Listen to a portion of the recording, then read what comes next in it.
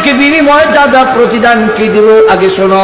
ফালানুহিয়ান্নাহু হায়াতান তাইয়্যিবা, এক নম্বর পুরস্কার হলো আমি আল্লাহ রাব্বুল আলামিন তোমাদেরকে দুনিয়াতে হালাল রিজিকের ব্যবস্থা করে দিব। ফালানুহিয়ান্নাহু হায়াতান তাইয়্যিবা, হায়াতান তাইয়্যিবা হলো সুখের জিন্দেগি, সুখের জিন্দেগি দান করা হবে। সুখের জিন্দেগি কেমনে হবে? মুফাসসিরিনে কেরাম বলেন এর প্রথম নম্বর শর্ত হলো হালাল খাওন খাইতে হবে, নাহলে সুখ হবে না। সুখ করে জিন্দেগি সুখ হবে না, ঘুষ করে জিন্দেগি সুখ হবে না। আর একজনের টাকা দখল করে বড় লোক যদি হও, এই বড় লোকের দ্বারা সুখী হবে না। যদি তুমি অবৈধভাবে সালাত বাটপারি কইরা চুরি ডাকাতি কইরা সম্পদের মালিক হও, সুখী হবে না। আর তো জোরে কর না। হয়তো তোমার দিকে অশান্তি দিয়ে দেওয়া হবে, আর না হয় তোমার ছেলে তোমার কথা মানবে না, তোমার মেয়ে কথা মানবে না, বউ কথা মানবে না, আর না হয় বৃত্তির মধ্যে আগুন জ্বলবে, শান্তি লাগে না। আল্লাহ রাব্বুল আলামিন তাই বলেন শর্ত যদি মেনে নাও আমি আল্লাহ ওয়াদা দিলাম তোমাদেরকে হালাল রিজিকের ব্যবস্থা করে দিব। প্রশ্ন হতে পারে হালাল রিজিকের ব্যবস্থা করবেন কোত্থেকে করবেন? আল্লাহ বলেন এমন জায়গা থেকে ব্যবস্থা করব যা তুমি জীবনেও কল্পনা করতে পারো না। বুঝাবার জন্য একটি ঘটনা জাকারিয়া রাহমাতুল্লাহ তুলে ধরেছেন। ঘটনা হলো ইরাকের এক ডাকাত সমস্ত ডাকাত গুলো বন্টন করে দিয়ে এক জায়গায় তিনি দাঁড়ায় আছেন। জ্যোৎস্নার রাত্রিতে সব ডাকাতরা চলে গিয়েছে। হঠাৎ করে শুনে ডাকাতের সর্দার চিৎকার দিচ্ছে, সকলে এসে জমা হয়ে গেছে। এসে দেখে মুখোশটা টান্না টান্না ছিটতেছে, হাত থেকে তরবারি ফেলে দিয়েছে। কান গড়ে চিৎকার দিয়ে কান্দে আর বলে খোদা গো ওয়াদা দিলাম গো আর জিন্দেগিতে কোনোদিন আমি ডাকাতি করবো না।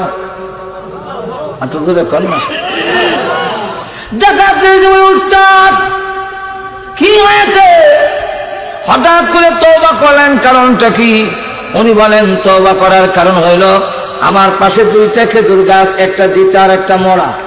আমি তাকায়া দেখি ওই মরা গাছটার মধ্যে কোনো খেজুর নাই, জিতা গাছের মধ্যে একটা পাখি খেজুর পেড়ে পেড়ে মরা গাছের মুখের মধ্যে নিয়ে রাখে। আমি জানতে চাইলাম কি কাকে এই খাওয়ান দেয় এত গভীর রাত? পাখি না ঘুমাইয়া খাওয়ান কার কাছে নিয়ে যায়? কাছে গিয়ে দেখি বিরাট বড় একটা অজগর সাপ আসমানের দিকে হা করে আছে, তার দুইটা চোখ নষ্ট।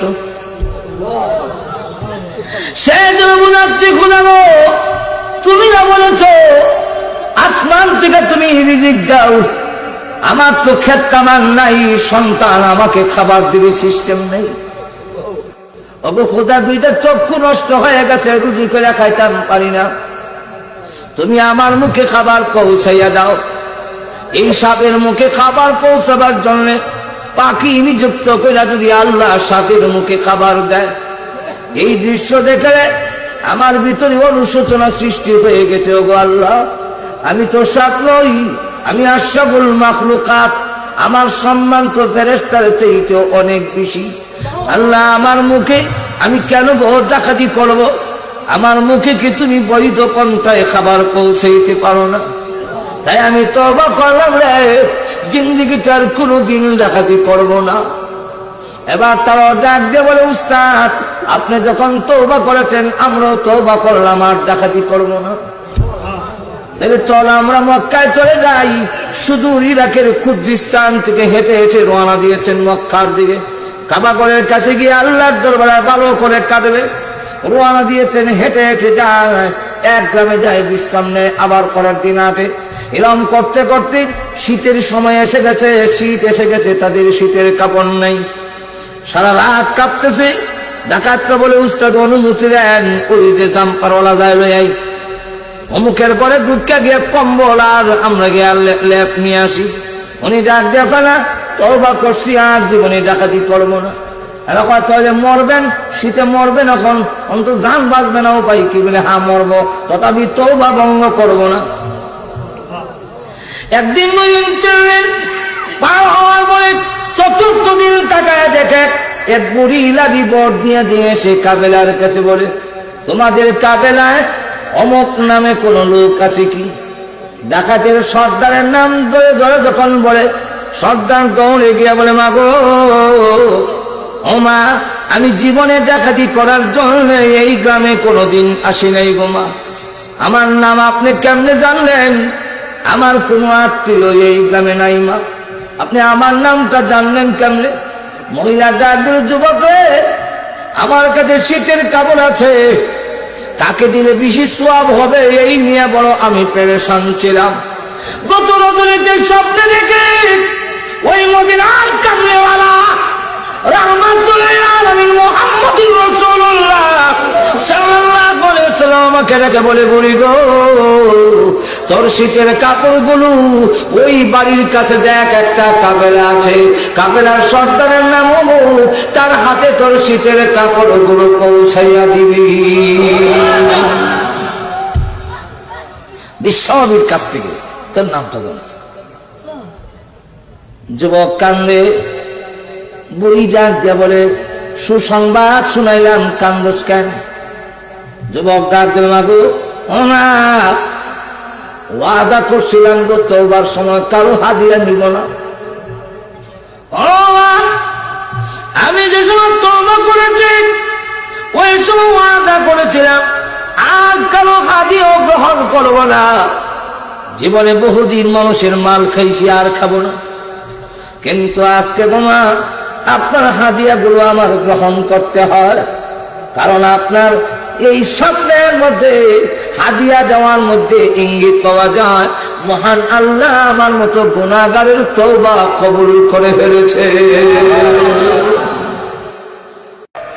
একজন আলেম পৃথিবী থেকে যদি বিদায় হয়ে যায়, দুনিয়া তো তার সম্মান কত।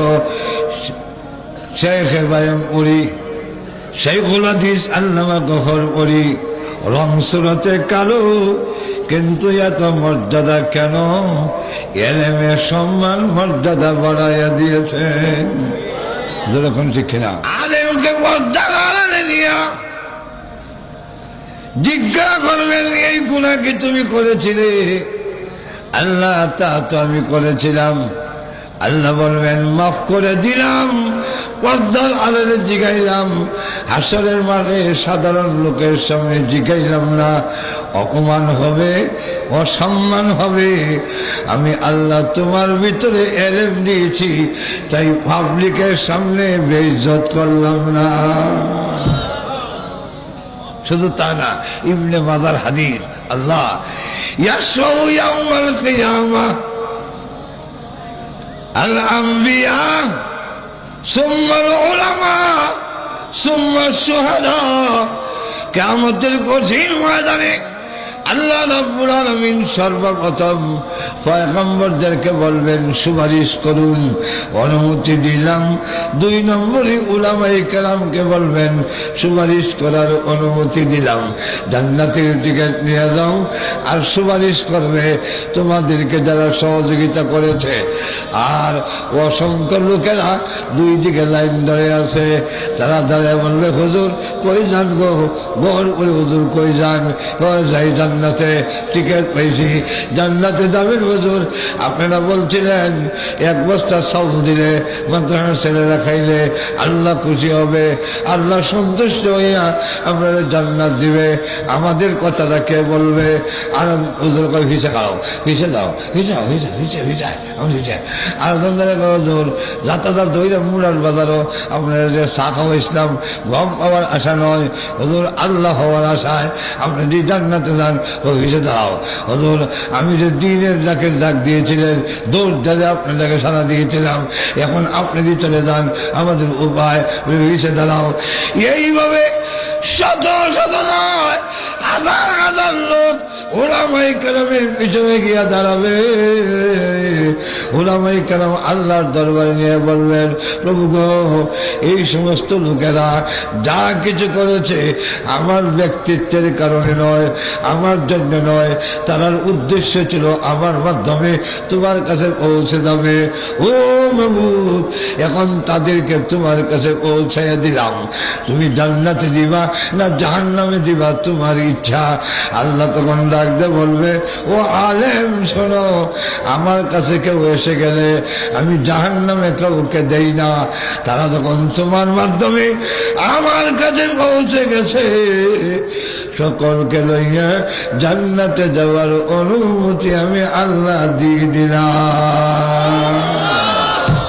সুতরাং এই গহরপুরীর স্মৃত বিজড়িত এই প্রতিষ্ঠানে সহযোগিতা করে গহরপুরীর সাথে জান্নাতে যাওয়ার জন্য খেলা রাজি আছেন, একটু হাত তুলে দেখান তো। মাশাআল্লাহ, আলহামদুলিল্লাহ। দোয়া সারা রাতের এখন শেষ, দোয়া কবুল হওয়ার টাইম। এখন এই গহরপুর মাদ্রাসার জন্য তার কত যে তার খরচ, এটা তো আপনারা নিজেরই বুঝতেছেন, কথা বলছেন না? আলহামদুলিল্লাহ। মুসলিহুদ্দিন দাদু অত্যন্ত এটা হুজুরের রুহানি ফয়েজের কারণেই তার মাধ্যমে যেইভাবে পরিচালনা এগুলা করতেছে, আমরাও হতবাক, তার কাছে আমরাও হার মানতে হয়। তার পরিচালনা, তার ব্যবস্থাপনা, তার সব কিছুর কাছে আমিও 2 মাদ্রাসার মুস্তামিল, 2টা মাদ্রাসা, কম না আমিও।